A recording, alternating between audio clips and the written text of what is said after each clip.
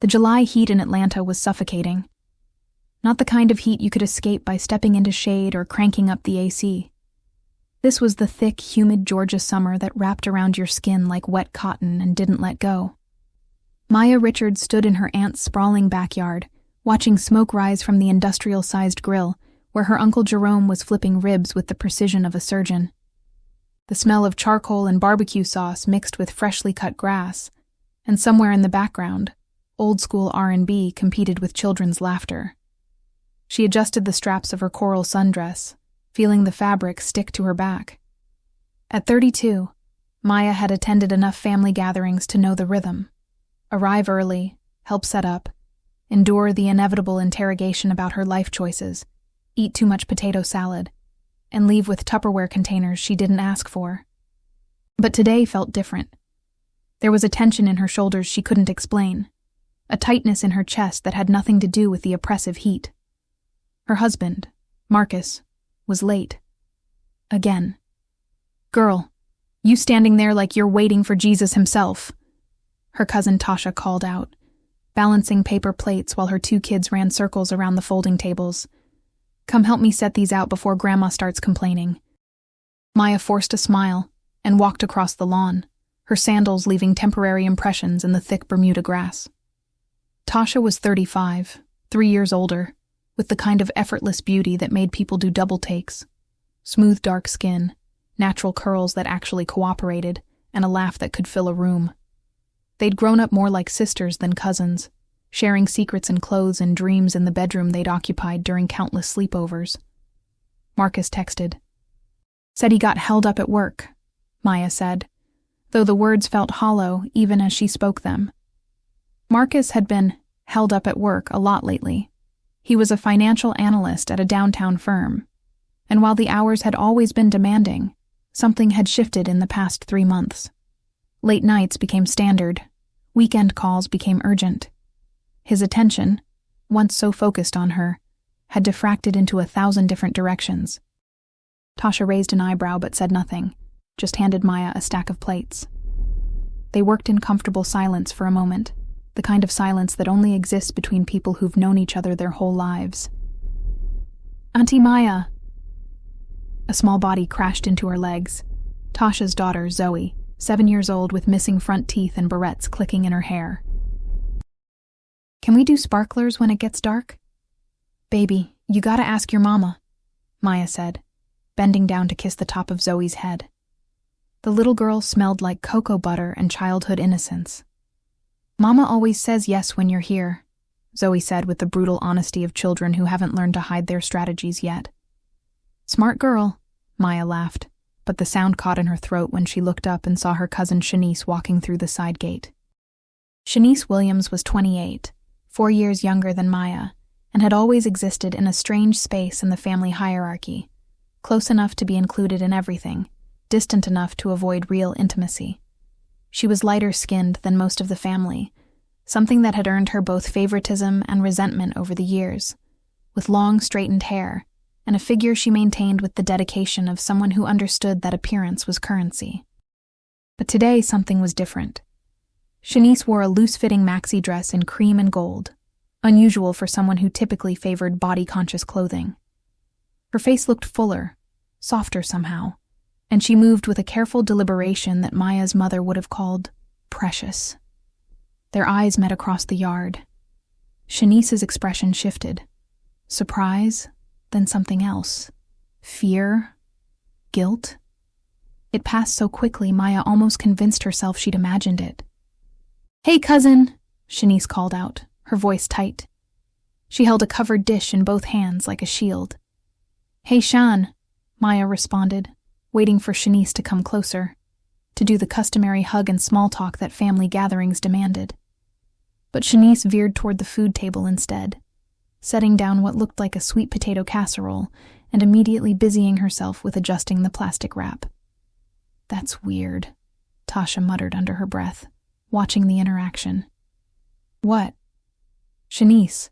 She usually makes a whole production out of arriving. Today she's acting like she's trying to be invisible." Maya wanted to disagree, but Tasha was right. Shanice typically commanded attention, whether through her clothes, her stories about her real estate career, or her carefully curated Instagram-ready life. This subdued version felt off-brand. The next hour passed in the typical chaos of a Richards family gathering. Maya's grandmother held court from a lawn chair strategically positioned in the shade, dispensing wisdom and criticism in equal measure. Aunts compared recipes and gossiped about church members who weren't present. Uncles debated everything from the Braves lineup to city politics with the intensity of Supreme Court justices. Teenagers clustered near the Bluetooth speaker, creating a buffer zone between childhood and adulthood. And the children ran wild, their joy uncontained and uncomplicated. Maya moved through it all with practiced ease, but her attention kept drifting to two things: Marcus's continued absence and Shanice's strange behavior. Her cousin had positioned herself on the far side of the yard, engaging with the older relatives, but avoiding Maya's section of the family entirely. At 3:47 p.m., Maya checked her phone compulsively now. Marcus finally texted, "Parking, be there in 5. Relief and irritation fought for dominance in her chest. She typed back a quick okay and made her way toward the driveway, wanting to intercept him before he entered the battlefield of family interrogation. The front yard was quieter, just the muffled sounds of the party behind her and the distant hum of traffic from the main road. She heard his car before she saw it. The distinctive purr of his Infiniti sedan, the one he'd insisted they needed for his professional image. Marcus pulled up to the curb, and Maya felt her breath catch the way it still sometimes did when she looked at him. 6'2", broad-shouldered, with skin the color of dark chocolate, and a smile that had convinced her to say yes when he proposed at that fancy restaurant overlooking Stone Mountain. 4 years of marriage, and he could still make her heart skip. But when he stepped out of the car, she noticed things she'd been trying to ignore. The way his eyes didn't quite meet hers immediately. The tightness around his mouth that suggested stress he wasn't sharing. The fact that his shirt, usually impeccably pressed, had a wrinkle near the collar. "Hey, baby," he said, leaning in for a kiss that landed somewhere between her cheek and her lips. "Sorry I'm late. Johnson needed me to revise the quarterly projections." "On a Saturday?" The question came out sharper than she intended. "End of the month crunch. You know how it is." He was already moving toward the backyard, adjusting his watch, a nervous habit she'd catalogued over the years. "Marcus." She caught his arm. "Is everything okay?" For just a second, something passed across his face. Fear, guilt, panic. Then it was gone, replaced by that easy smile that had charmed her entire family at their wedding.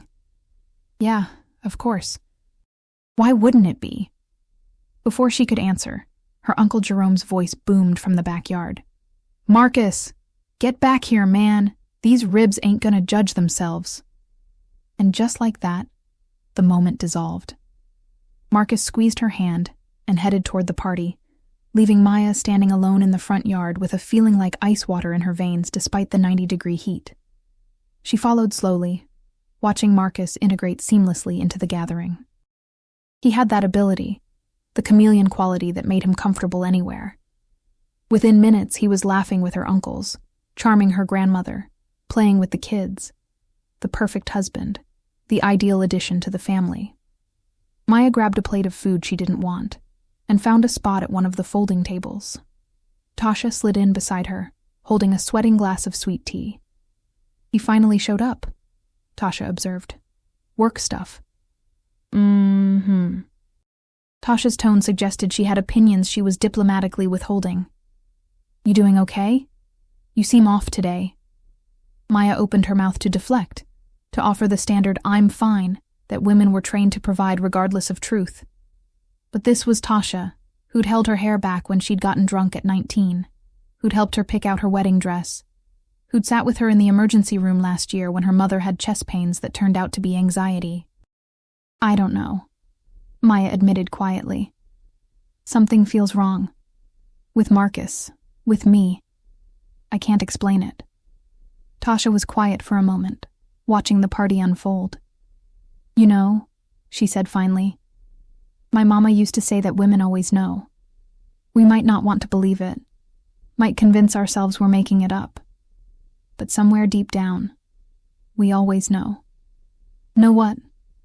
Whatever it is we're afraid of knowing. Before Maya could respond, a commotion near the dessert table caught her attention. Shanice had gone suddenly pale, one hand pressed to her stomach, the other gripping the edge of the table. Maya's Aunt Carol, Shanice's mother, rushed over with the speed of maternal instinct. "Baby, you all right?" Carol's voice carried across the yard. "I'm fine, Mama. Just felt dizzy for a second." But Shanice's voice was thin, strained. "This heat ain't no joke. Come sit down in the shade. Somebody get this girl some water." Maya watched as several relatives converged on Shanice, the family's protective instinct kicking in. But what caught Maya's attention wasn't the fainting spell. It was the way Marcus had frozen mid-conversation, his eyes locked on Shanice with an expression Maya had never seen before. Concern, yes, but something more. Something intimate. And then, as if he felt Maya's gaze, Marcus turned and looked directly at her. For 3 seconds, Maya counted, they stared at each other across the crowded backyard.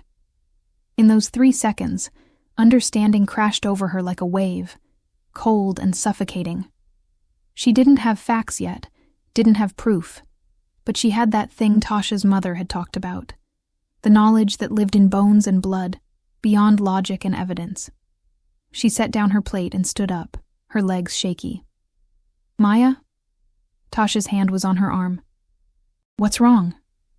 "I need to—" But she didn't finish the sentence because Shanice was walking toward her now, moving with purpose despite her mother's protests. The two women met in the middle of the yard, between the grill and the dessert table, in a space that suddenly felt like the center of the universe. Up close, Maya could see what she'd missed before, the slight swell of Shanice's belly beneath the loose dress. The glow that people always talked about, but Maya had never paid attention to.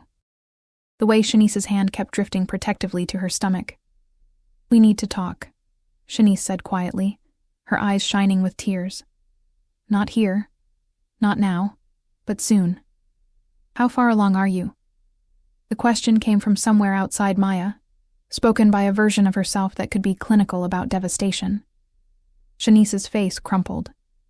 "Maya, How far?" 3 months. The math was simple, brutal. 3 months ago was April. In April, Marcus had taken that sudden business trip to Savannah. In April, Maya had stayed home with a stomach bug, while Marcus attended Shanice's housewarming party.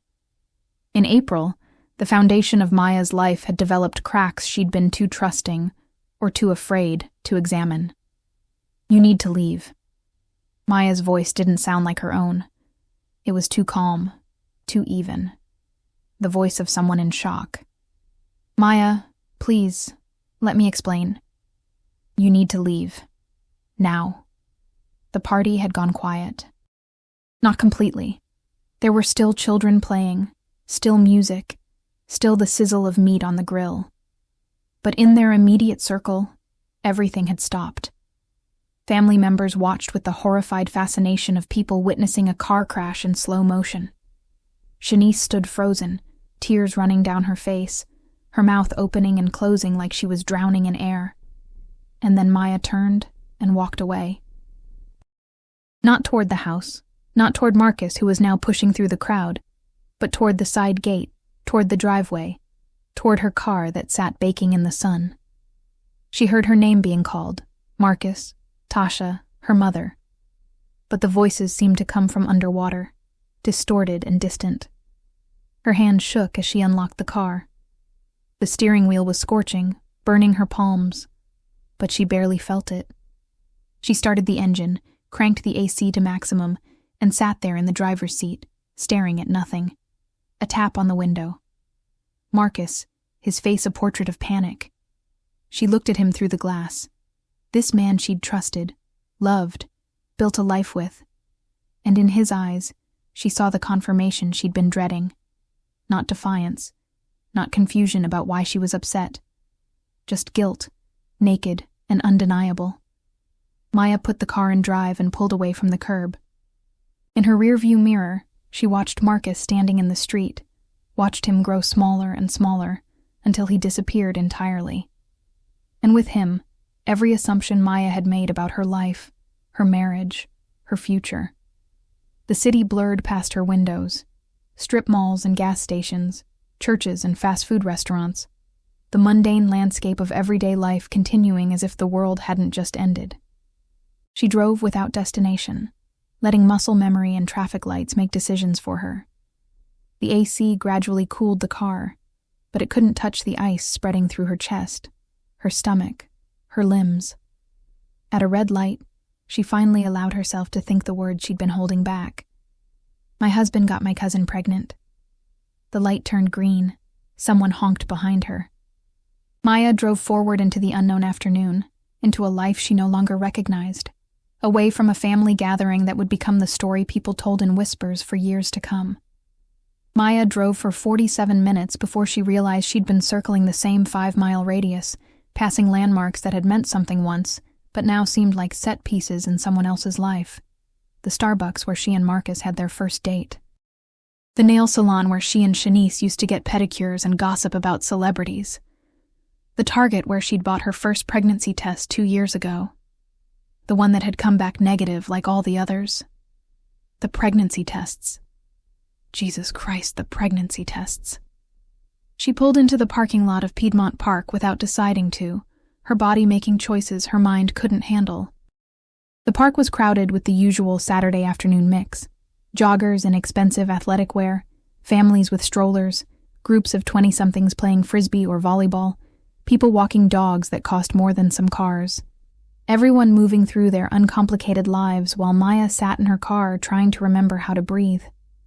Her phone had been buzzing nonstop. She finally looked at it. 37 missed calls, 62 text messages. She scrolled through the names with detached curiosity, like reading a menu in a language she didn't speak. Marcus, 18 calls, 23 texts.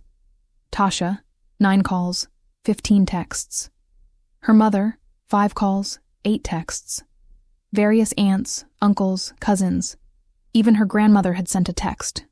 Someone must have shown her how. Maya opened Marcus's messages, knowing she shouldn't, unable to stop herself. Baby, please come home, let me explain. It's not what you think, I love you. Please, Maya, I'm begging you. Where are you? I'm worried. Just tell me you're safe. The progression from defense to concern almost made her laugh. She typed out a response. I'm fine. Don't come home tonight. Then deleted it, typed it again, deleted it again. Finally settled on. I need time. His response came within seconds. I understand. I'm so sorry. I love you. She turned off her phone. The afternoon sun slanted through her windshield, and Maya watched people in the park living their normal lives. A young couple sat on a blanket, the woman's head on the man's shoulder, their fingers intertwined. Were they cheating on someone? Would they? How did anyone trust anything? A tap on her passenger window made her jump. Tasha stood outside, holding 2 styrofoam cups. Maya unlocked the door. How did you find me? Maya asked as Tasha slid into the passenger seat. Girl, please. Where else would you go? You've been coming here since we were teenagers whenever life got too loud. Tasha handed her one of the cups. Sweet tea, the real southern kind that was more sugar than tea. Drank mine on the way over. They sat in silence for a moment, watching a father teach his daughter how to ride a bike. The little girl wobbled and laughed, unafraid of falling because she knew he'd catch her. How bad was it after I left? Maya finally asked. Shanice left about 5 minutes after you. Carol followed her. Marcus tried to go after you, but Uncle Jerome stopped him. I think he wanted to knock some sense into that boy, but Aunt Sharon reminded him there were children present. Your mama's worried sick. Grandma's demanding to know what's going on, but nobody wants to be the one to tell her. What did Marcus say? Nothing. That's the problem. He just stood there looking like somebody'd shot his dog. Wouldn't explain, wouldn't defend himself, just kept saying he needed to talk to you. Tasha paused. But Maya, We all saw his face when Shanice was dizzy, and we all saw her belly. People aren't stupid. Maya took a sip of the tea. It was too sweet. Just like always. Just like everything in the South that tried to mask bitterness with sugar. I should have known. Don't do that. Do what? Blame yourself. Whatever happened, whatever he did, that's on him. And her. Tasha's voice went hard on the last word. Especially her. 3 months pregnant. Maya heard herself say it out loud for the first time. 3 months. That means...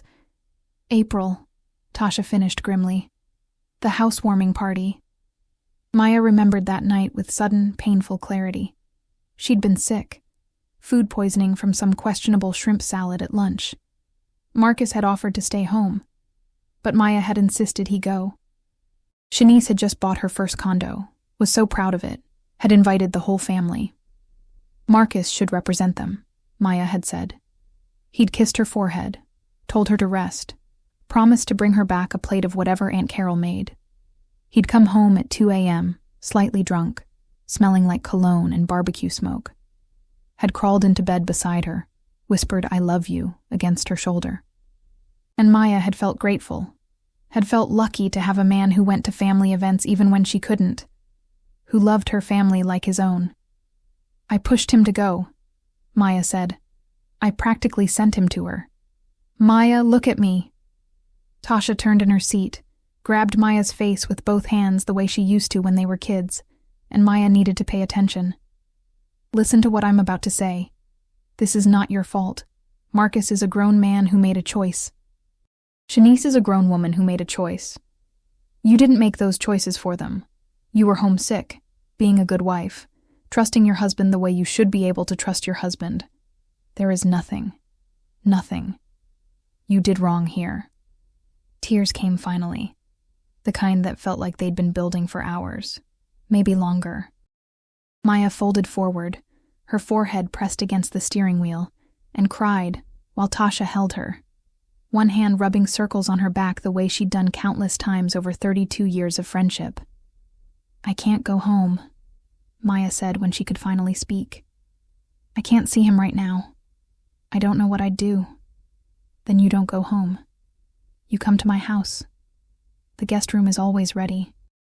Tasha, you've got work tomorrow and the kids... Girl, the kids are at Deshawn's mama's house until tomorrow night. I'm off tomorrow. And even if I wasn't, you're family. More than family. You're my sister. So you're coming home with me, and we're gonna order takeout, and you're gonna stay as long as you need to. Maya wanted to argue, to insist she was fine, to maintain the appearance of having her life together. But she was so tired, and the thought of going to the house she shared with Marcus, seeing his shoes by the door, his coffee mug in the sink, the framed photos of their wedding day, made her want to drive into the river. Okay, she whispered. They left Maya's car in the parking lot. She could deal with it tomorrow, and drove to Tasha's place in East Atlanta in relative silence. Tasha's house was a small bungalow that she'd bought after her divorce, painted yellow with white trim, and a garden full of wildflowers that she somehow kept alive despite claiming she had a black thumb. It looked like safety felt, and Maya nearly cried again as they pulled into the driveway.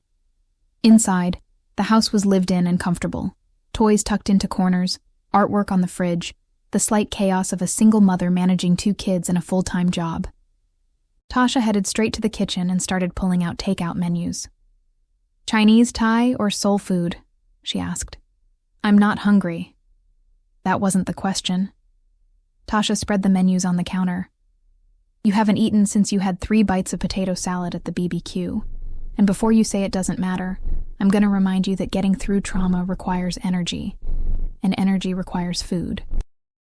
So, Chinese, Thai, or soul food? Despite everything, Maya felt her lips twitch in something almost like a smile. Thai. The place on Glenwood with the good pad CU. Now we're talking. While Tasha placed the order, Maya sank into the worn couch and finally turned her phone back on. The messages had continued to accumulate. Marcus, apologizing and pleading. Her mother, worried and asking her to call. various family members expressing concern or demanding details. But one text made her blood run cold. From Shanice, sent 20 minutes ago. I know you hate me right now, and you have every right to. But there are things you need to know about Marcus that I didn't tell you. Things that happened before I got pregnant. Can we talk? Please. I'm so sorry, Maya. I never meant for any of this to happen. Things that happened before. The implication was clear.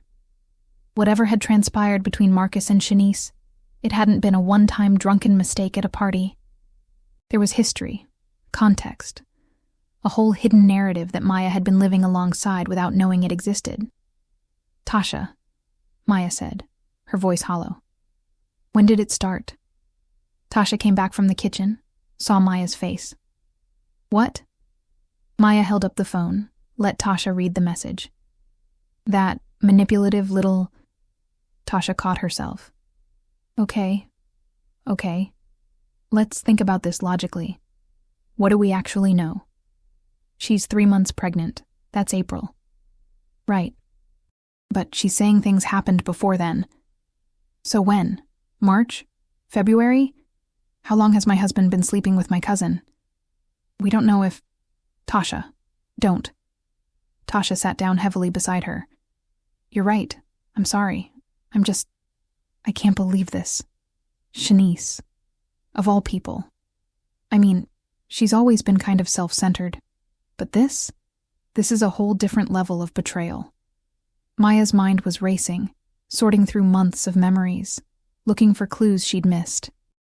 Marcus's increased work hours, the way he'd started keeping his phone face down, the time she'd borrowed his laptop and found he'd deleted his browsing history. When had he ever done that before? The fact that he'd stopped initiating sex as often, and when they did make love, he sometimes seemed distant, distracted. And Shanice. Maya thought about every family gathering over the past year, every holiday and birthday and Sunday dinner. Had there been signs? Lingering looks? Inside jokes? Moments when they'd both disappeared at the same time? Last Christmas, Maya said suddenly. Remember last Christmas at Grandma's? What about it? Marcus said he was going to the store to get ice. Said the store was packed, took him almost an hour, but Grandma's house is 3 blocks from a Kroger that's never that busy. And? Shanice left around the same time. Said she had to pick up something from her apartment that she forgot. Maya. Tasha's voice was careful. That could be a coincidence. Could be. But what else could be? How many times did I explain away something weird because I trusted them? Because I never thought... She couldn't finish the sentence. The doorbell rang. The Thai food. Tasha paid and brought it to the coffee table, insisting Maya eat something. Maya mechanically worked through Pad CU, while Tasha stress-ate spring rolls and talked about anything other than Marcus and Shanice. The kids' school play, drama at her job, the leak in her bathroom that the landlord still hadn't fixed. It was almost 9 p.m. when Maya's phone rang. Her mother. I have to take this, Maya said. She'll just keep calling. Tasha nodded, gave her privacy by heading to the kitchen. Hi, Mama. Baby. Her mother's voice was thick with worry. Where are you? Are you okay? I'm at Tasha's. I'm fine. Maya, what happened today? Nobody's telling me anything straight, and Marcus won't explain, and Shanice... She stopped abruptly. Shanice what? A long pause. Baby, is it true? Is Shanice pregnant with Marcus's baby? Hearing her mother say it out loud made it real in a way nothing else had. Maya felt something crack inside her chest. I think so, she whispered. Her mother's sharp intake of breath was audible. Oh, baby. Oh, my sweet girl. I'm so sorry. Did you know? The question came out before Maya could stop it. Did anyone know? No. Baby, no. If I'd had even the slightest idea, I would have told you immediately. Your daddy would have... She paused again. He wants to talk to Marcus. Actually, he wants to do more than talk, but I'm holding him back.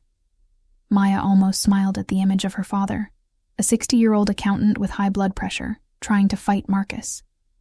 Tell him I appreciate it, but don't. This is my mess to deal with. This is not your mess. This is Marcus's mess and Shanice's mess, and they should both be ashamed of themselves. Her mother's voice turned fierce in that way only black mothers could manage. That girl better not show her face at another family gathering. I don't care if Carol is my sister. Her daughter has no place around you after this. Mama, I need to go. Come home, baby. Come stay with us for a while. I need space. I just need time to think. All right. Her mother sounded reluctant. But you call me if you need anything. Anything at all. I love you more than life itself, you understand? I love you too, Mama. After she hung up, Maya sat staring at her phone. Shanice's message was still there, waiting. Things you need to know about Marcus. What else could there possibly be? How much worse could this get? Against her better judgment, Maya typed, tomorrow, 10 a.m., Piedmont Park. The response came within seconds. Thank you. I'll be there. I'm so sorry, Maya. Sorry. Everyone was sorry. But sorry didn't unravel the affair. Sorry didn't make Shanice not pregnant. Sorry didn't put Maya's marriage back together or make her feel like she could trust anyone ever again. Tasha returned to the living room with chamomile tea and a concerned expression. Your mama okay? She's furious at Shanice.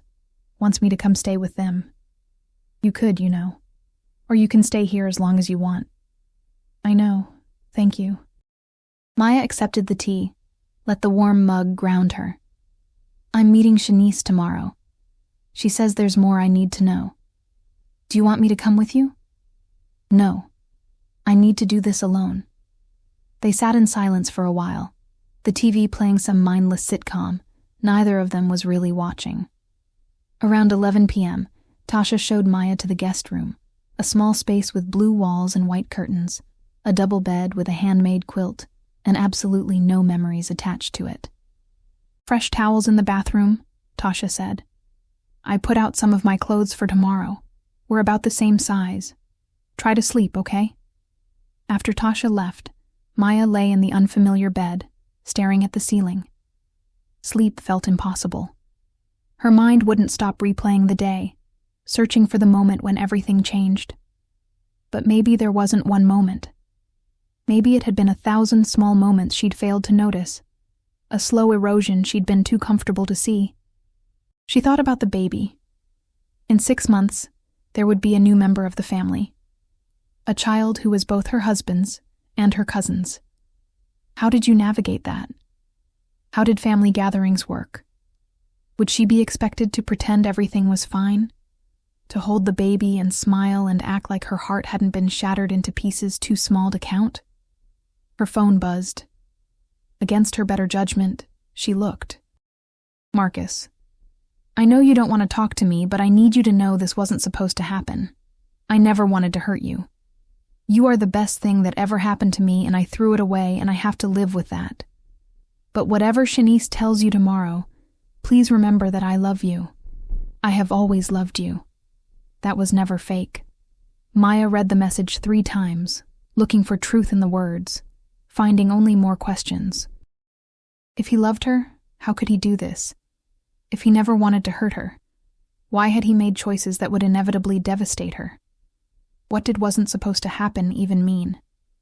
Did he regret the affair, or just regret getting caught? She didn't respond. Instead, she finally let herself ask the question she'd been avoiding all evening. What now? She could leave, file for divorce, start over at 32 with nothing but the wreckage of the life she'd thought was solid.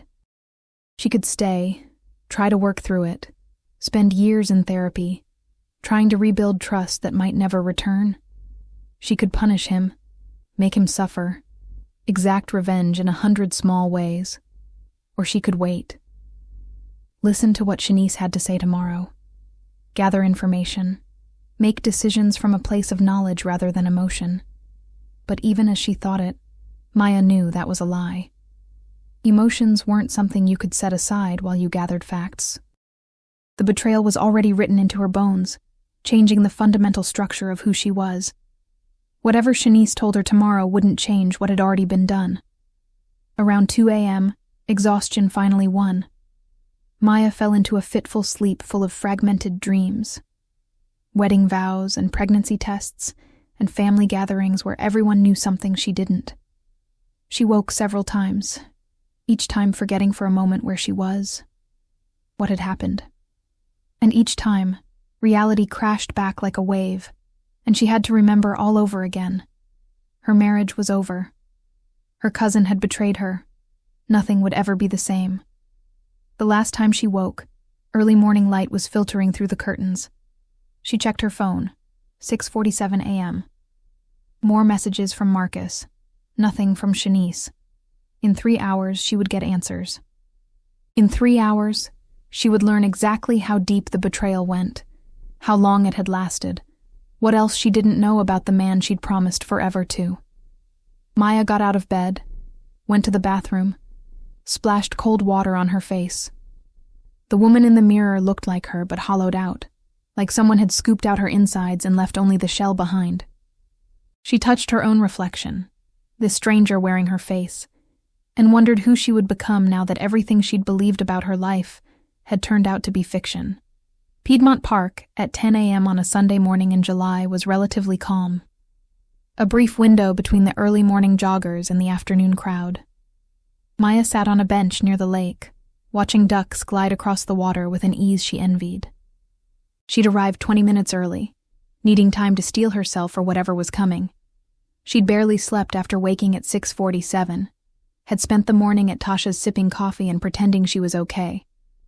Tasha had offered again to come, but Maya had been firm.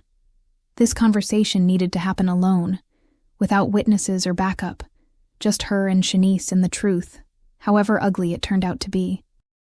She saw her cousin approaching from a distance. Shanice walking slowly, one hand pressed to her stomach in that unconscious gesture pregnant women did. She wore jeans and an oversized t-shirt, sunglasses hiding her eyes, her hair pulled back in a messy ponytail. She looked younger than 28, vulnerable in a way that made Maya's anger surge. No, Shanice didn't get to be vulnerable. Shanice didn't get to be the victim here. "Thank you for coming," Shanice said, as she reached the bench. Her voice was hoarse, like she'd been crying. "I wasn't sure you would. Sit down." Maya's voice was flat, emotionless. She'd practiced this in the mirror, how to be cold, how to not give Shanice the satisfaction of seeing her breakdown. Shanice sat at the far end of the bench, maintaining distance, her hands twisting together in her lap. Without the sunglasses, she'd taken them off, Maya could see her cousin's eyes were red-rimmed and swollen. "Good. How long?" Maya asked. No preamble, no small talk. "Not when you got pregnant. When did it start?" Shanice's breath hitched. "Maya, How? Long?" "Last October." The words came out barely above a whisper. October, 9 months, 3/4 of a year. Maya felt something inside her go numb, like her body was protecting her from the full impact of the information.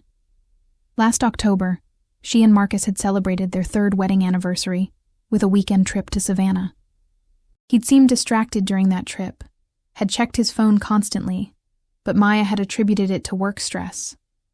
They'd still made love in their bed and breakfast room, still walked hand in hand on River Street, still talked about their future, and apparently, he'd already been sleeping with her cousin. "Tell me everything," Maya said, "and don't you dare leave anything out." Shanice wiped her eyes, took a shaky breath. "It started at Uncle Jerome's birthday party. You remember? You left early because you had that presentation at work the next morning?" Maya remembered. She'd felt guilty about leaving, had apologized to Marcus multiple times. He'd told her not to worry, that he'd represent them both, that her career was important. She'd kissed him goodbye, trusted him completely. Marcus stayed late. Shanice continued. Most people had left. It was just him, me, Tasha's ex-husband Deshawn, and a few others. We were all drinking, talking. Marcus he was really nice to me. Asked about my job, seemed genuinely interested. I'd always thought he was attractive, but that night, I don't know. Something shifted. Get to the point, Maya said through clenched teeth. We exchanged numbers. He texted me later that week, just friendly stuff at first, asking how I was, sharing funny memes, talking about work stress. It felt nice to have someone to talk to who understood the pressure of trying to build a career. Shanice paused. I know how that sounds. I know it's not an excuse. It's not. Keep going. It escalated. The text became more personal. He started telling me about problems in your marriage. What problems? Maya's voice was sharp. We didn't have problems. He said you were distant, that you were so focused on your career that you didn't have time for him anymore, that you'd stopped trying, stopped caring about the little things. Rage, white-hot and pure, flooded through Maya. That son of a bitch. I worked hard because we had goals, saving for a house, paying off his student loans, building a life. He encouraged me to go after that promotion. He said he was proud of me. I know. Shanice was crying now, tears streaming down her face. I believe you. I think he was just making excuses, justifying what he wanted to do anyway.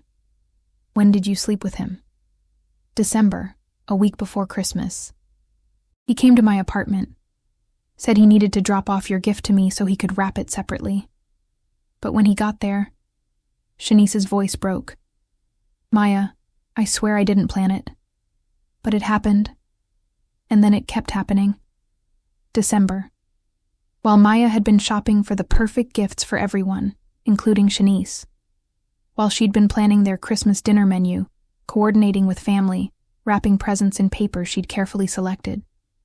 While she'd been living her life, confident in her marriage, her husband had been creating a separate reality with her own cousin. How many times? Maya asked. I can't. How many times did you sleep with my husband? Shanice's voice was barely audible. I don't know. Maybe 20? 30? It wasn't like we kept count. 30 times. 30 separate occasions where Marcus had made the choice to betray her. This wasn't a one-time mistake, a moment of weakness at a party. This was deliberate, sustained, intentional. This was a relationship. Where? Maya's throat felt like sandpaper. My place, mostly. A few times in his car. Once at a hotel when he told you he was at a conference in Birmingham.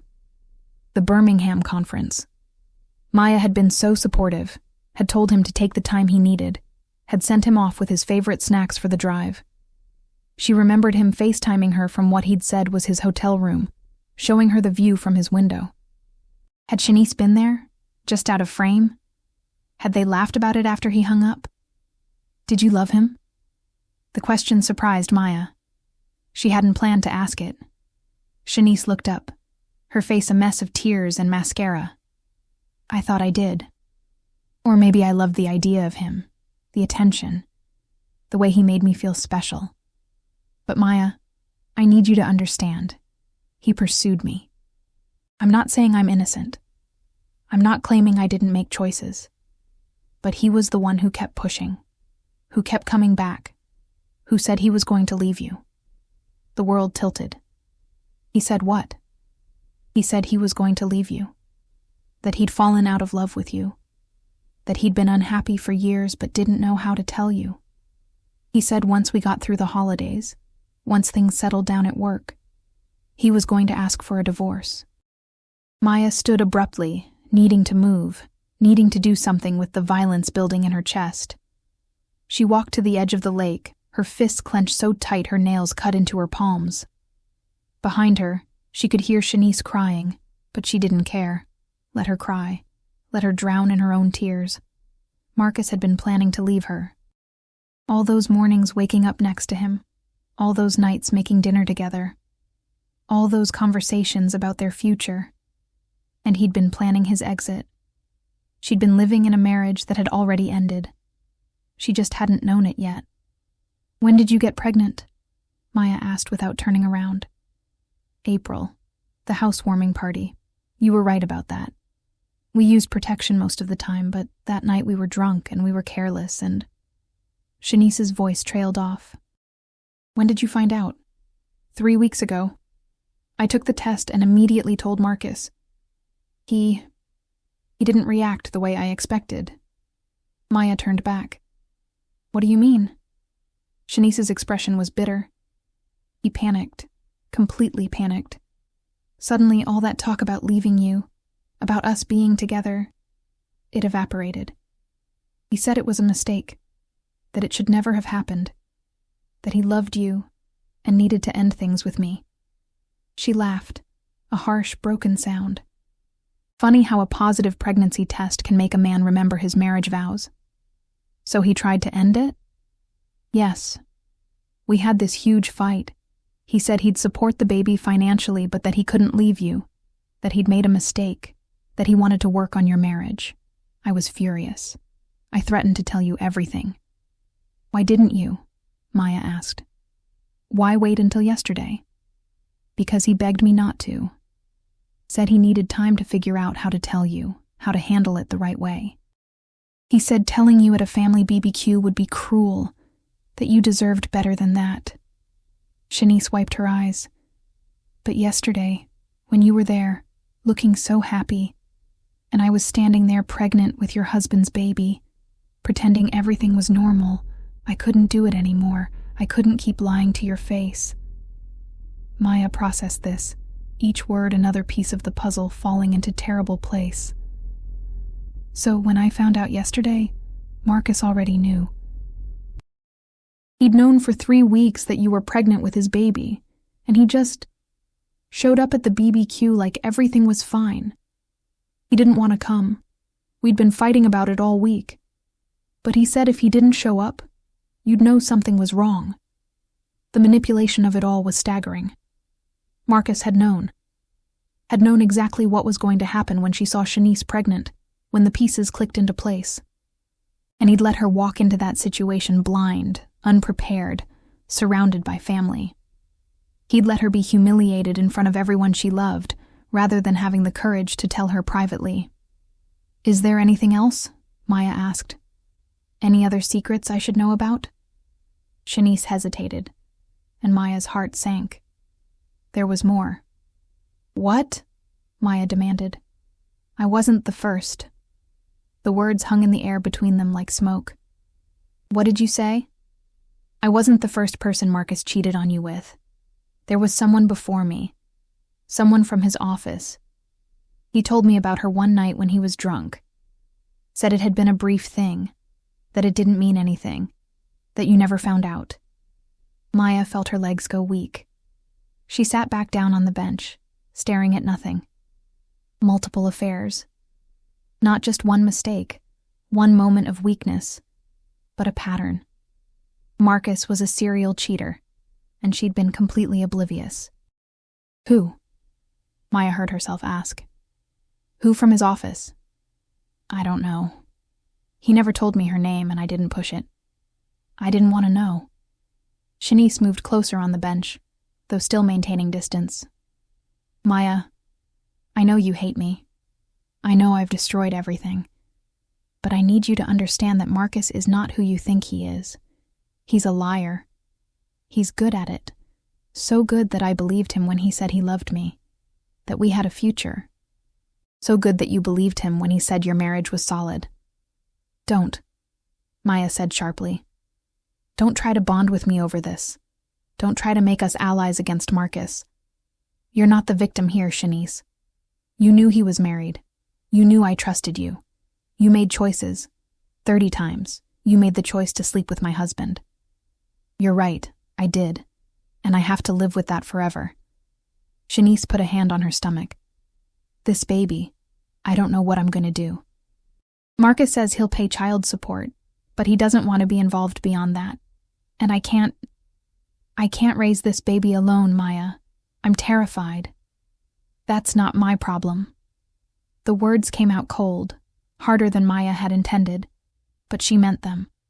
Shanice's pregnancy, her fear, her future, none of it was Maya's responsibility. I know. I'm not asking you to care. I'm telling you everything so you can make decisions with all the information.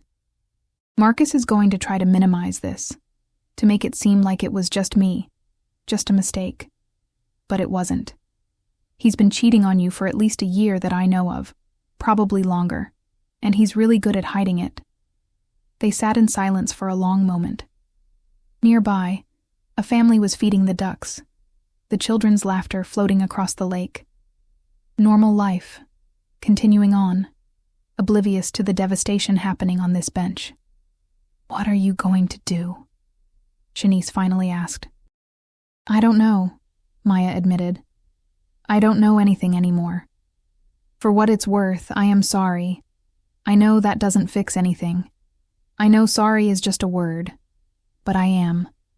I'm sorry I hurt you. I'm sorry I was selfish. I'm sorry I believed his lies about your marriage.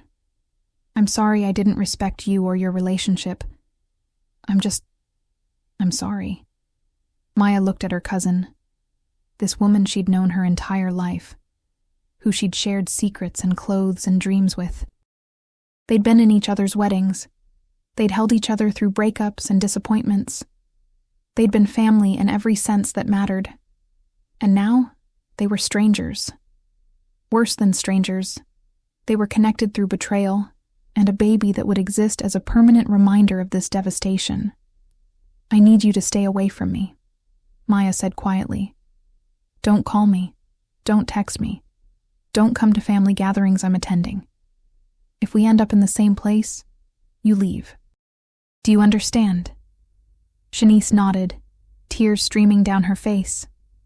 "And Shanice, I hope it was worth it.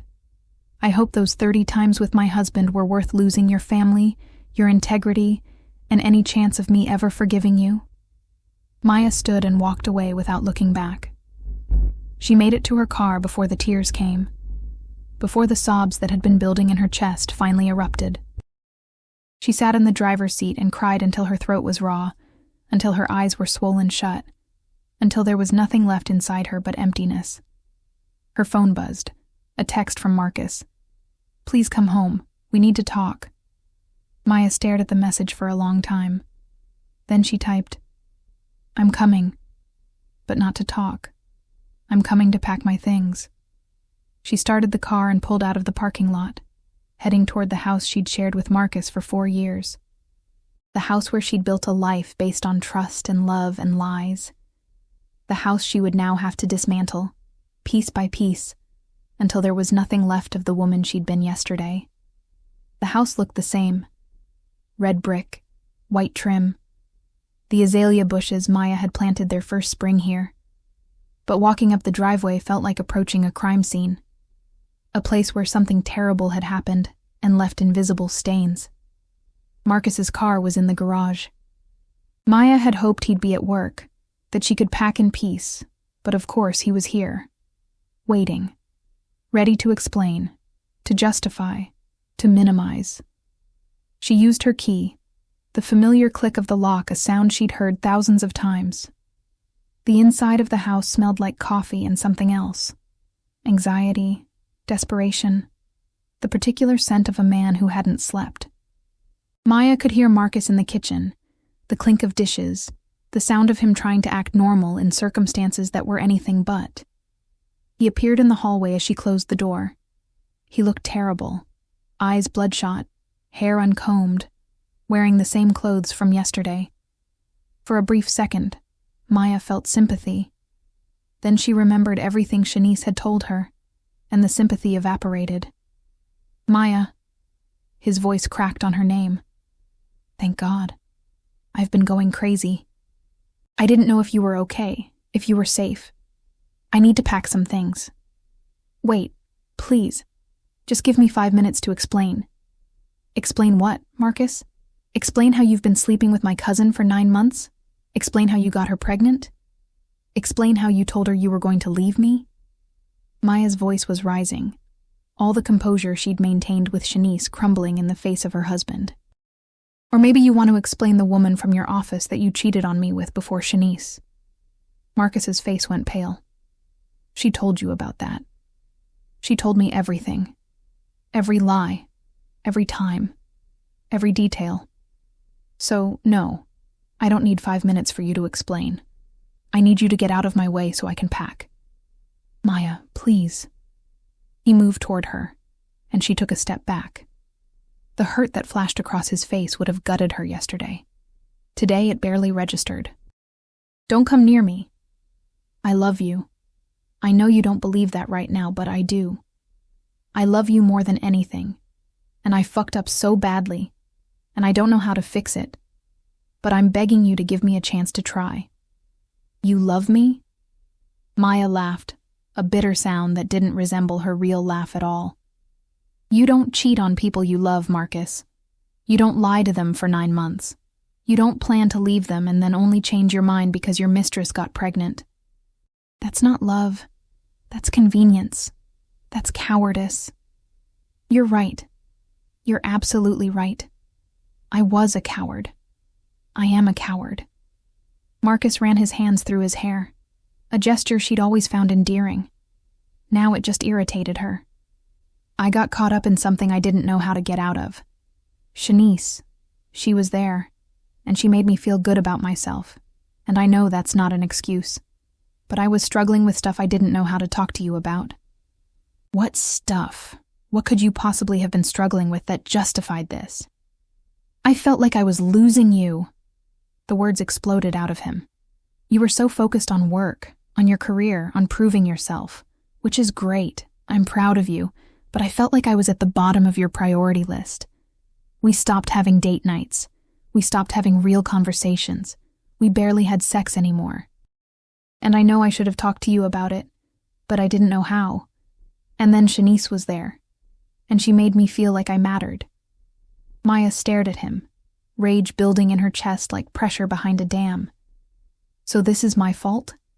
I worked too hard, so you had to fuck my cousin? No, that's not what I'm saying.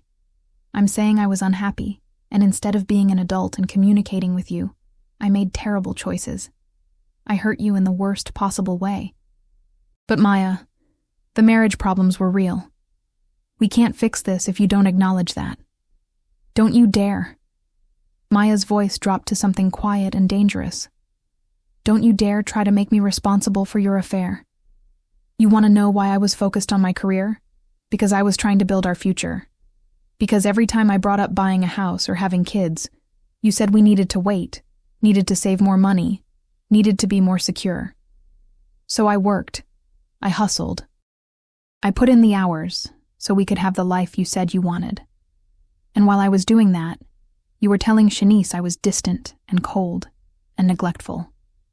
I'm not saying, yes, you are. That's exactly what you're saying.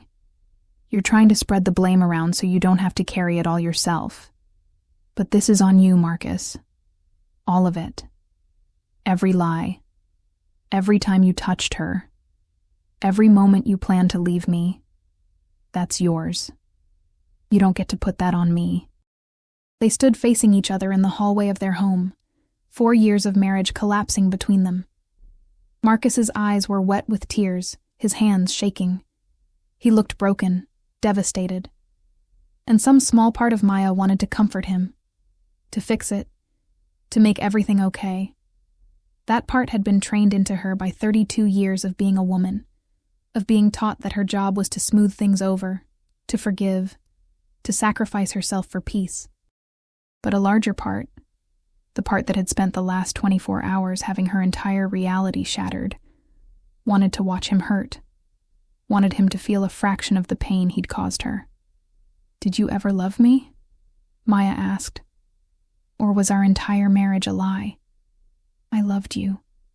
I love you. Marcus stepped closer, and this time Maya let him. The day I married you was the happiest day of my life. Every word of my vows was true. I meant all of it, forever, through everything. I don't know what happened. I don't know when I became this person.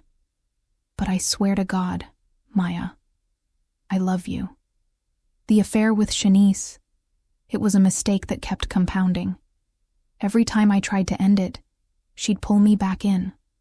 Or I'd convince myself it didn't matter, because you didn't even notice I was pulling away. Stop blaming Shanice.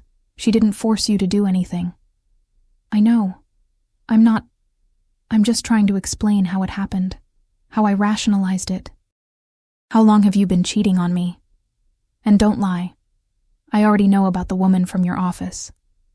Marcus closed his eyes. Her name was Jessica. It lasted about 2 months, ended right before I met Shanice. And before you ask, yes, there were a few one-night stands. Women I met at conferences or work events. Nothing that meant anything. Nothing that meant anything. As if that made it better. As if the degradation of their marriage vows could be measured by emotional attachment rather than the simple act of betrayal. So our entire marriage has been a lie, Maya said flatly. You've been cheating on me essentially from the beginning. The first 3 years were good. We were happy. You were happy because I didn't know what you were doing. But I wasn't living in a real marriage, Marcus. I was living in a performance, a fiction you maintained while you did whatever you wanted behind my back. What do you want me to say? Marcus's voice broke. I'm a piece of shit. I'm a liar. I destroyed the best thing I ever had. I know all of that. But I'm asking you, begging you, don't give up on us. Let me prove I can change. Let me go to therapy, to counseling, whatever it takes. Don't throw away 4 years because I made terrible mistakes. You're right, Maya said quietly. You are a piece of shit, and you are a liar. But you know what the worst part is? It's not even the cheating. It's the fact that you were going to leave me anyway. Shanice said you told her you were done, that you were going to ask for a divorce. So all of this performance of loving me, of wanting to fix things, that only exists because she got pregnant and you panicked. That's not true, isn't it? If Shanice hadn't gotten pregnant, would you have ended it with her? Would you have confessed?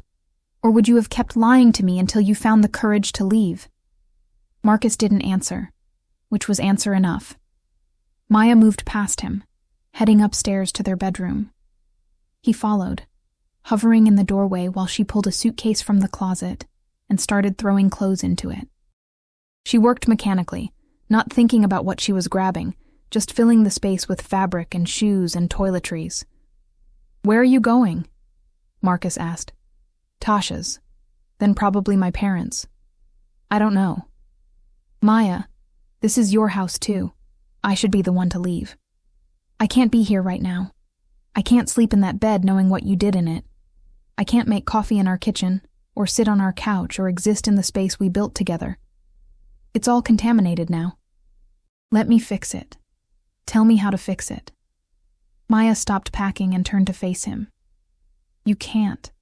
That's what you don't understand. There is no fixing this. You didn't just cheat on me, Marcus. You carried on a 9-month relationship with my cousin. You got her pregnant. You told her you were leaving me. You had other affairs before her. You've been lying to me so consistently that I don't even know what's real anymore. How do I come back from that? People do. People work through infidelity all the time. Those people aren't married to serial cheaters who fucked their cousins. The crudeness of the words hung in the air. Maya never talked like that. Had been raised to be too polished, too proper. But proper didn't apply here. Proper had no place in the wreckage of her marriage. The baby, Marcus said after a moment. What do you want me to do about the baby? That's between you and Shanice. I want nothing to do with it. Maya, it's my child. You're my wife. This affects both of us. I'm your wife? Maya laughed that bitter laugh again. When were you my husband, Marcus? When you were inside Shanice? When you were telling her you loved her? When you were planning to divorce me? At what point in the last 9 months were you actually my husband? He had no answer. Maya resumed packing, throwing in random items until the suitcase wouldn't close. She sat on it, forcing the zipper, using all her weight to contain the explosion of her life into a manageable space. "I need time," she said finally. "I need time to think, to figure out what I want, what I can forgive, if I can forgive. And I need you to give me that time without calling me every 5 minutes or showing up places I am, or sending me manipulative texts about how much you love me. Okay? Okay. I can do that. How much time? I don't know. Weeks, maybe months, maybe forever." "Don't say that." "Why not? It's true. There's a very real possibility that our marriage is over, Marcus. That this is not something we can come back from. But there's also a possibility we can, right? A possibility you'll forgive me?" Maya looked at him. Really looked at him. This man she'd loved, trusted, built a life with. This stranger who'd been living in her house, sharing her bed, wearing her husband's face while being someone completely different underneath. "I don't know," she said honestly. "I don't know if I can forgive you. I don't know if I should forgive you. Right now, I can barely stand to look at you." She picked up the suitcase, heavy with the weight of her displaced life, and walked past him. Down the stairs, through the living room where they'd spent countless evenings watching TV and talking about nothing, past the kitchen where she'd made him breakfast yesterday morning before everything fell apart. At the door, she stopped. There was something she needed to know. "Did you ever think about me?" she asked without turning around. "When you were with her, did I ever cross your mind? Did you ever feel guilty?" A long pause. Then, "Every time. God, Maya, every single time. But you kept doing it anyway." "Yes. Then you're right. You are a piece of shit." Maya walked out of the house and didn't look back. The apartment was small, a 1-bedroom in Midtown that Maya could barely afford on her salary alone. But it was hers. No Marcus, no memories, no contamination. Just white walls and hardwood floors, and a future she was building from scratch. She'd moved in 2 weeks ago after spending September bouncing between Tasha's guest room and her parents' house. The divorce papers had been filed. Marcus hadn't contested anything, had agreed to give her the house if she wanted it, she didn't, had offered to pay her attorney fees, she'd refused. He'd sent messages periodically, nothing manipulative, just updates on the divorce process and statements that he was in therapy, that he was working on himself, that he'd wait as long as she needed. She never responded. Shanice was 5.5 months pregnant now. Maya had heard updates through the family grapevine. Shanice had moved back in with her parents, was taking a leave from work, had found out she was having a boy. The family had fractured along predictable lines. Maya's immediate family stood firmly with her. Shanice's mother defended her daughter while acknowledging the betrayal. Everyone else tried to stay neutral, to maintain peace, to avoid taking sides in a conflict that had sides whether they acknowledged them or not. Maya hadn't been to a family gathering since the BBQ. She'd skipped her grandmother's birthday, her uncle's retirement party, Sunday dinners at her parents' house when she knew other relatives would be there. It was easier to stay away than to navigate the awkwardness, the pity, the inevitable questions about how she was doing. She was doing. That was the best she could say. Some days were good. She'd lose herself in work, would laugh at something Tasha said, would feel like maybe she'd survive this. Other days were terrible. She'd see a couple holding hands and want to scream, would smell Marcus's cologne on a stranger and feel physically sick, would wake up at 3 a.m. and remember all over again that her husband had betrayed her in the worst possible way. Therapy helped. Dr. Mitchell was a black woman in her 50s who specialized in trauma and betrayal. She'd listened to Maya's story without judgment, had validated her pain, had gently pushed her to stop blaming herself. "You did not cause his affair," Dr. Mitchell had said in their second session. "Working hard does not justify betrayal. Being focused on your career does not excuse his choices. Even if there were problems in the marriage, and from what you've described there weren't, the appropriate response is communication, not infidelity." It was a message Maya needed to hear repeatedly, because her default setting was still to assume she'd done something wrong, that she'd failed somehow as a wife. Now, unpacking boxes in her new apartment, Maya felt something she hadn't felt in months. Hope. Small, fragile, but real. This was her space, her fresh start, the beginning of whatever came next. Her phone rang. Tasha. Hey girl, how's the unpacking going? Slow but steady. I'm starting to remember why I hate moving. Need help? I can come over after I pick up the kids from school. No, I'm good. It's actually kind of therapeutic, organizing everything exactly how I want it. Speaking of organizing, Tasha's voice shifted, becoming careful. You heard about Shanice? Maya's stomach clenched. What about her? She had the baby, like 3 hours ago. Premature. She's only 5.5 months. Something went wrong. They had to do an emergency C-section. Is she okay? Yeah, she's fine. But the baby... Tasha paused. He's in the NICU. They don't know if he's gonna make it, Maya. Maya sat down heavily on her couch, still wrapped in plastic from the delivery company. A baby. Marcus's baby. Hanging on to life in an incubator somewhere. I'm sorry, Tasha said. I know you said you wanted nothing to do with it, but I thought you should know. No, you're right. I should know. Maya closed her eyes. Has Marcus been there? Yeah. Carol called him as soon as Shanice went into labor. He's been at the hospital all day. Of course he had. Whatever else Marcus was, he wasn't the kind of man who'd abandon his child, even one conceived through betrayal. Maya, you okay? I don't know. Is it wrong that I feel bad for her? After everything she did to me, I still don't want her baby to die. That's not wrong. That's you being a good person. Which is why what they did to you was so fucked up. You didn't deserve any of it. They talked for a few more minutes before Tasha had to go pick up her kids. After hanging up, Maya sat in the silence of her new apartment, surrounded by boxes labeled kitchen and bedroom and books, thinking about Shanice and Marcus at the hospital, thinking about a tiny baby fighting for his life. She should hate that baby. Should want nothing to do with him, the permanent proof of her husband's infidelity. But she couldn't. He was innocent in all of this. A life that hadn't asked to be created in the middle of such devastation. Without fully deciding to, Maya grabbed her keys and headed for the door. Northside Hospital was familiar territory. Maya's grandmother had been here twice in the past year, and Maya had spent enough time in these halls to know where she was going.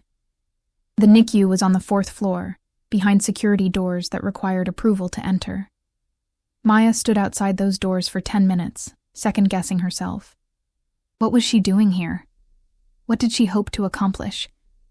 But something stronger than logic had driven her here, some instinct she didn't fully understand. She texted Tasha. I'm at the hospital. The response came immediately. What? Why? I don't know. I just needed to be here. Do not go in there. You don't owe them anything. I know. I'm here.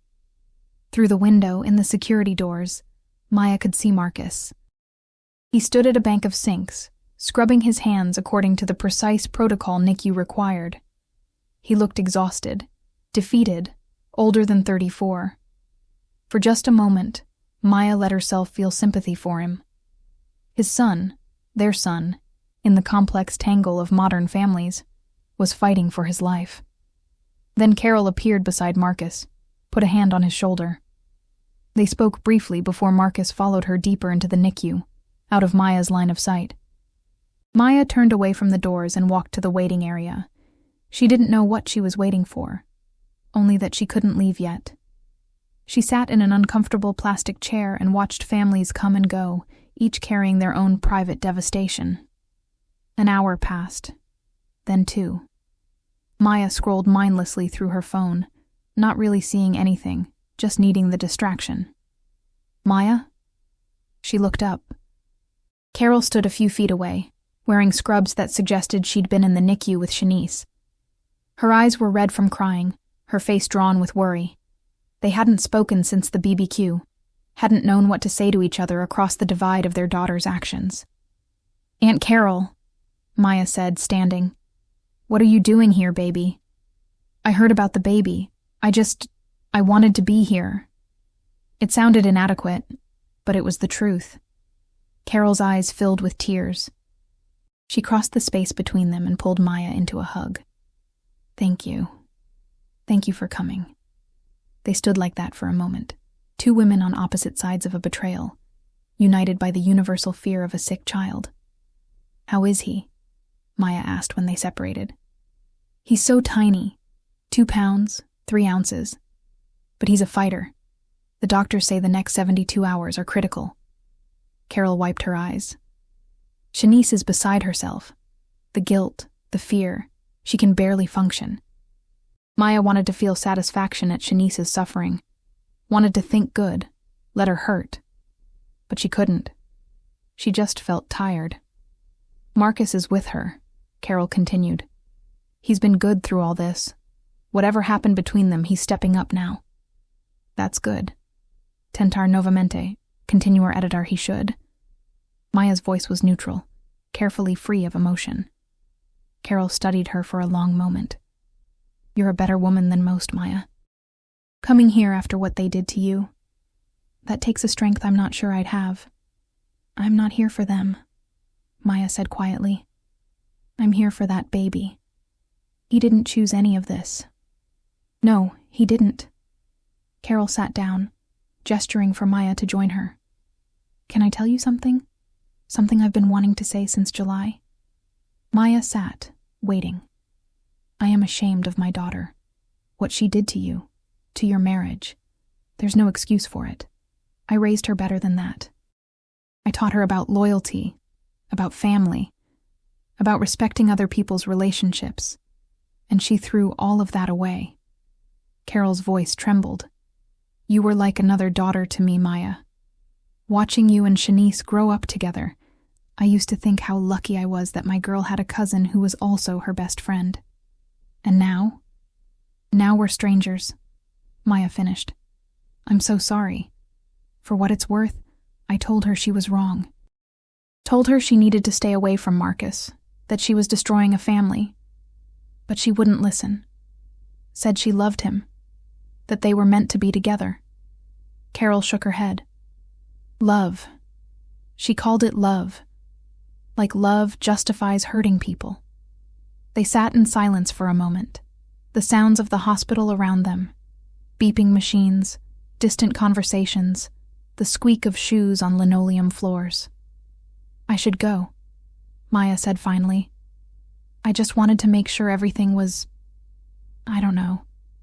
I guess I needed to see it was real." "Maya, wait."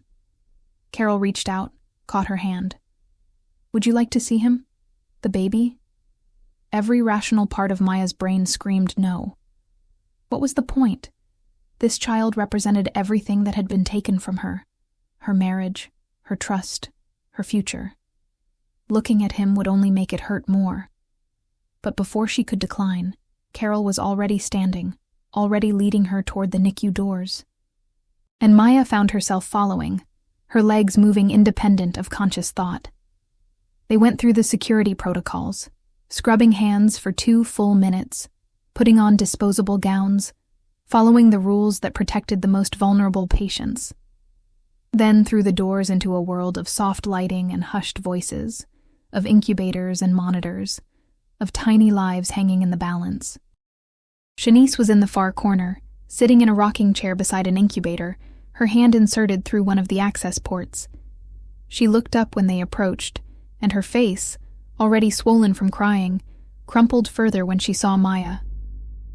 "What?" Shanice's voice cracked. "What are you doing here?" "I came to see him," Maya said simply. Marcus stood on the other side of the incubator, his hand also inserted through a port, his finger held by a grip too small to comprehend. He stared at Maya like she was an apparition, something his exhausted mind had conjured.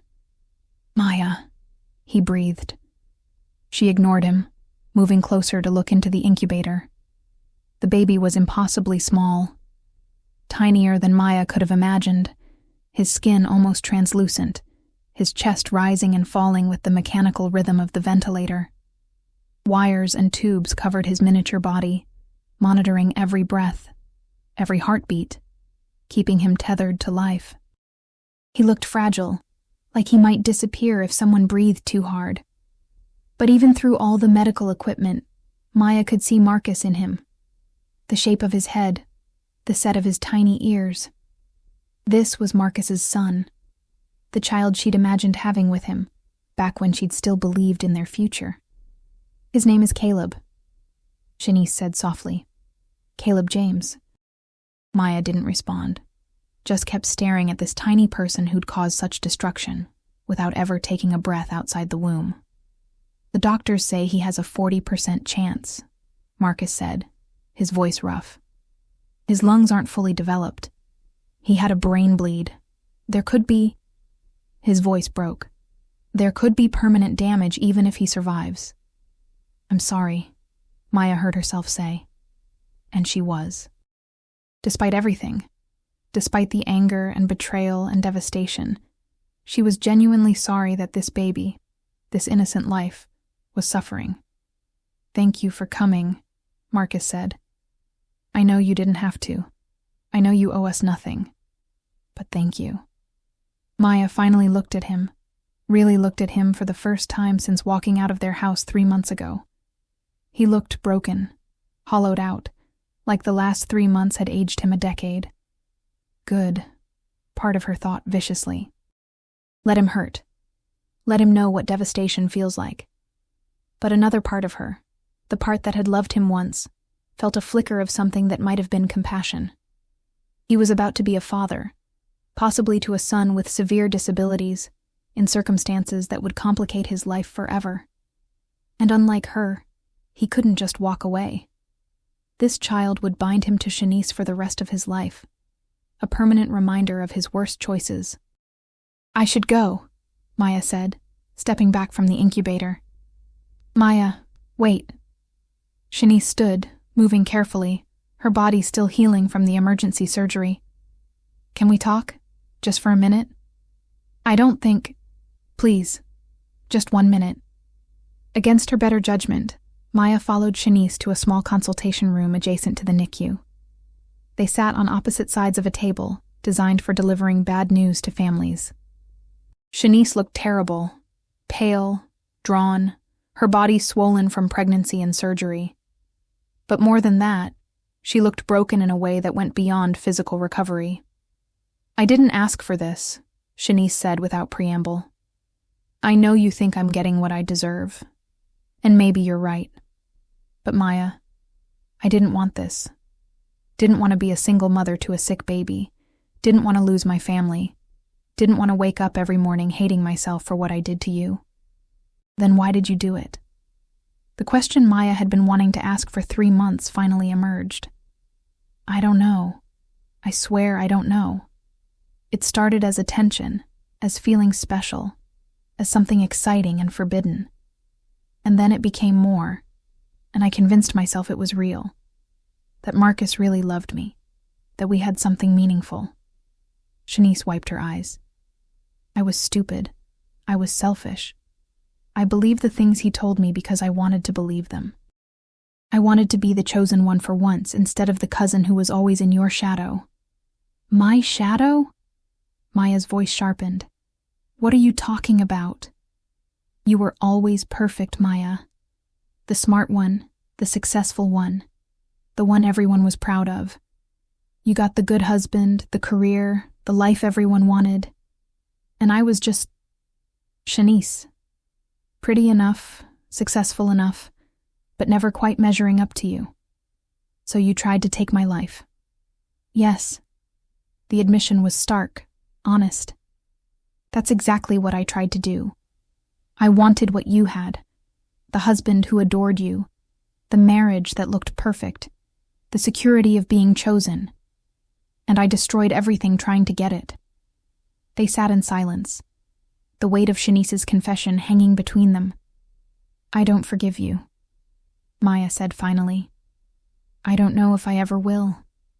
What you did to me, what you both did to me, That's not something that just goes away because you're sorry or because your baby is sick. I know. I'm not asking for forgiveness. I just needed you to know that I understand what I took from you, and I'm going to spend the rest of my life trying to figure out how to live with that. Maya stood. Take care of your son, Shanice. Whatever else happened, he deserves a mother who's present.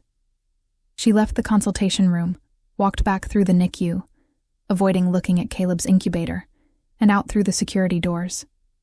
Marcus followed her, catching up as she reached the elevators. Maya, please.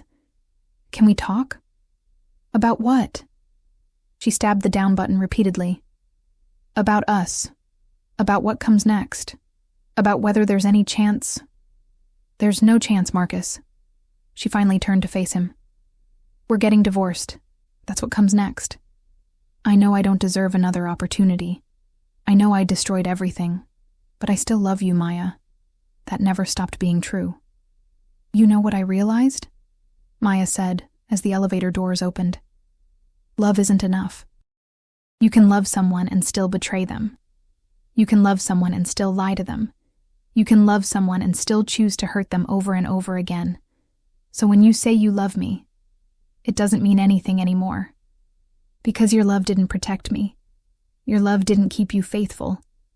Your love didn't stop you from fucking my cousin in the bed we bought together. Marcus flinched. I know. I know all of that. But people make mistakes, and people grow, and people can change. Then change, Marcus. Go to therapy. Work on yourself. Figure out why you sabotage the good things in your life. But do it without me. I'm done being the person you hurt while you figure your shit out. What about Caleb? Marcus's voice was desperate now. If he survives, he's going to be part of your family too. You're going to see him at gatherings, at holidays. No, I'm not. Because I'm not going to those anymore. You and Shanice made sure of that when you decided to blow up my life at a family BBQ. The elevator doors started to close, and Maya held them open. You made your choices, Marcus. Now you get to live with them. And so does your son. But I don't have to. She stepped into the elevator and let the doors close, watching Marcus's devastated face disappear as she descended. Spring in Atlanta was Maya's favorite time of year, when the city transformed from winter's drab browns to an explosion of color, when dogwoods and azaleas competed to see which could bloom more dramatically, when the temperature was perfect for sitting on patios and remembering that life could be beautiful.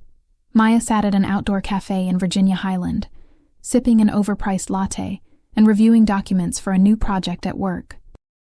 She'd gotten the promotion she'd been working toward, senior project manager, a salary that made her apartment affordable, responsibilities that challenged her in the best way.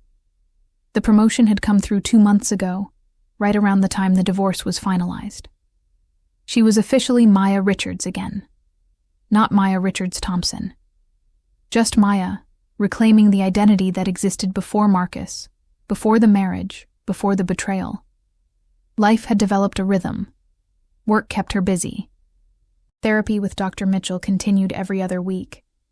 She'd reconnected with friends she'd neglected during her marriage, book club with women from college, weekend brunches with former co-workers, a pottery class Tasha had convinced her to try.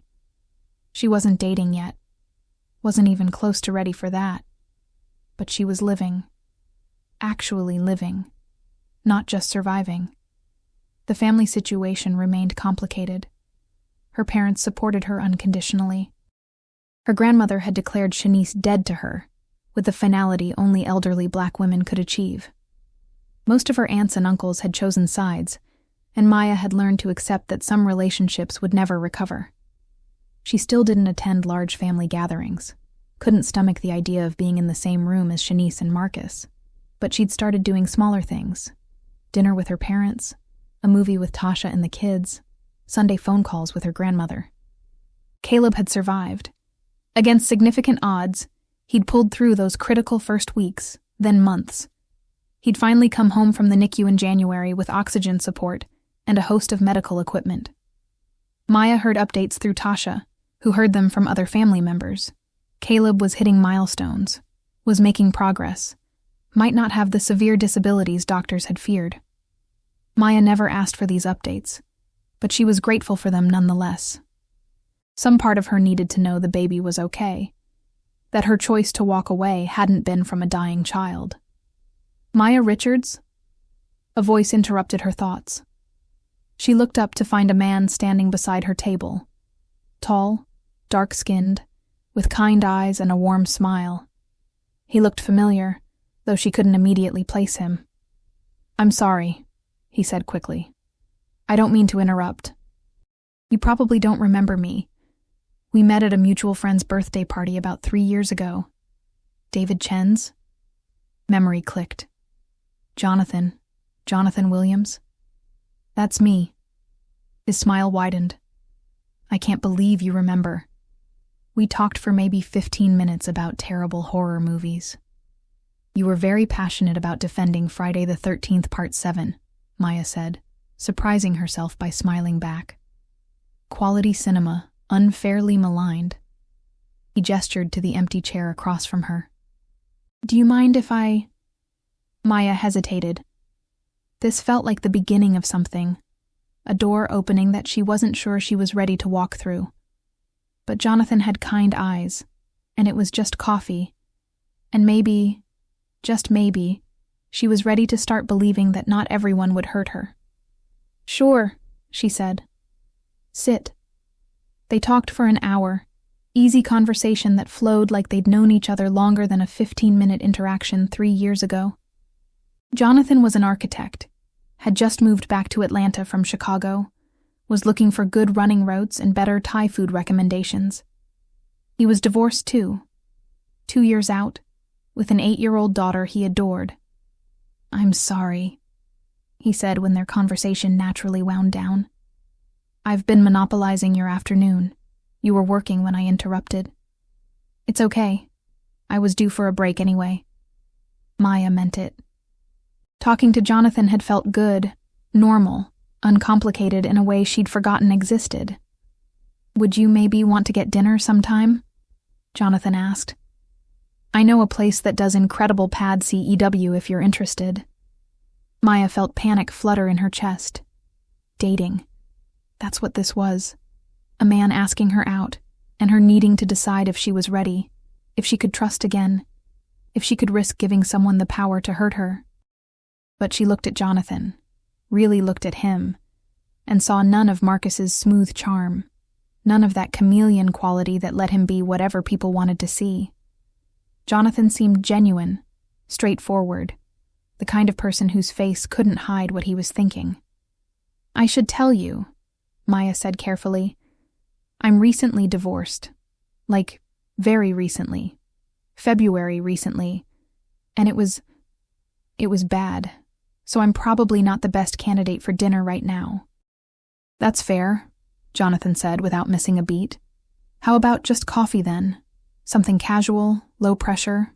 You can tell me more terrible movie opinions. I can tell you about my daughter's elaborate schemes to avoid bedtime. No expectations, no pressure." Maya considered. Coffee wasn't dinner. Coffee was friendly, safe, a middle ground between isolation and vulnerability. "Okay," she said. "Coffee." They exchanged numbers, made plans for the following Saturday. After Jonathan left, with a wave and a smile that made Maya's stomach do something she'd forgotten stomachs could do, she sat at her table for a long time, staring at his contact information in her phone. She wasn't healed. Probably wouldn't be for a long time, maybe ever. The betrayal had changed her fundamentally, had taught her that trust was fragile, and people could disappoint you in ways you never imagined possible. But sitting there in the spring sunshine, with the promise of coffee with a kind man, and the certainty that she'd survived the worst thing that had ever happened to her, Maya felt something unexpected. Peace. Not happiness exactly. Not yet. But peace with who she was now, with the journey she'd been forced to take, with the woman she was becoming in the aftermath of devastation. Her phone buzzed. A text from Tasha. "Lunch tomorrow? I need to tell you about the drama at Zoe's school." Maya smiled and typed back, Absolutely. 1 p.m. Perfect. Love you. Love you too. She packed up her laptop, finished her latte, and walked back to her apartment through streets lined with blooming trees. The city hummed around her, people living their lives, each carrying their own stories of heartbreak and hope, betrayal and recovery. She was just one woman among millions, navigating the complicated terrain of being human. But she was navigating it. Moving forward, step by step, building something new from the ruins of what she'd lost. And for now, that was enough. The wedding was small, just 50 people in Tasha's backyard, transformed by string lights and flowers into something magical. Maya stood at the makeshift altar, holding hands with Jonathan, feeling the warm June evening wrap around them like a blessing. She wore ivory instead of white, a choice that felt important, honest. This wasn't the beginning she'd imagined for herself, but it was better. Harder won, more real. I promise, Jonathan said, his voice steady as he recited vows they'd written together. To be honest with you, even when it's difficult. To communicate instead of hiding. To choose you every day. Not just when it's easy, but especially when it's hard. To build a life with you based on trust, respect, and partnership. And to never, ever take for granted the gift of your love. Maya's eyes filled with tears, happy ones, the kind that came from joy rather than pain. She recited her own vows, words she'd crafted carefully, honestly, without the naivety of her first marriage. When the officiant pronounced them married, when Jonathan kissed her to the cheers of their closest friends and family, Maya felt something she'd wondered if she'd ever feel again. Hope. Not the blind hope of her 20s, but something deeper, wiser, earned through survival. Her parents sat in the front row, her father dabbing at his eyes despite his claims that he wasn't crying, just had allergies. Tasha stood beside her as maid of honor, had been there for every step of this journey, from devastation to divorce, to dating to this moment. Jonathan's daughter Amaya, now 10, with her father's kind eyes, served as flower girl, and seemed genuinely excited about Maya joining their family. It had taken time to build that relationship, to let Amaya trust her, to earn her place in this child's life. But Maya had learned patience, had learned that the best things weren't rushed. The reception was casual, joyful, barbecue and mac and cheese, music that made people dance, speeches that made them laugh and cry. Maya's grandmother held court from her seat of honor, offering blessing and veiled threats to Jonathan about treating her granddaughter right. Late in the evening, as Maya stood at the edge of the party watching people dance, Tasha appeared beside her with 2 glasses of champagne. "How you feeling, Mrs. Williams?" Maya smiled at the name. She'd kept Richard's professionally, but taken Jonathan's name personally. A choice that felt right. Happy. Really. Genuinely happy. "You deserve it." Tasha clinked her glass against Maya's. "After everything you went through, you deserve all the happiness in the world." "Have you heard anything?" Maya asked. She didn't have to specify what she was asking about. Tasha always knew. Shanice is still living with her parents. Caleb's doing well. He's in preschool now, doesn't need the oxygen anymore. Marcus is apparently engaged to someone new. Maya waited for the stab of pain, the rush of anger, the complicated mess of feelings that information would have triggered 2 years ago. But there was nothing. Just mild curiosity and relief that she didn't have to care anymore. "Good for him," she said, and meant it. "I hope he learned something. I hope he doesn't do to her what he did to me. You really don't care anymore, do you?" "I really don't. He's a stranger now. Someone I used to know. Someone I used to love. But that person, that version of me who loved him, she's gone, and I don't miss her." "Who are you now?" Tasha asked. Maya considered the question. Who was she? Not the naive woman who'd trusted blindly. Not the devastated wife who'd driven away from that BBQ with her life in pieces. Someone else. Someone stronger, wiser, more careful but not closed off. Someone who knew that survival was possible, that you could walk through fire and emerge transformed rather than destroyed. "I'm Maya," she said simply. "Just Maya. And that's enough." Jonathan appeared, extending his hand. "Dance with me, wife?" Maya took his hand, let him lead her to the makeshift dance floor under the string lights. As they moved together to a song about new beginnings, surrounded by people who loved them, Maya thought about the journey that had brought her here. The betrayal still existed as a fact of her history. Marcus and Shanice had still done what they'd done. The family would never be the same. Those truths would always be true. But she'd survived. More than survived. She'd rebuilt herself into someone she actually liked, someone she respected. She'd learned that she was stronger than she'd ever imagined, that heartbreak didn't have to be permanent, that the end of one story could be the beginning of another. As the song ended, and Jonathan kissed her again, sweet, genuine, uncomplicated, Maya felt the last piece of the old hurt release its grip. She was free. Finally. Fully free.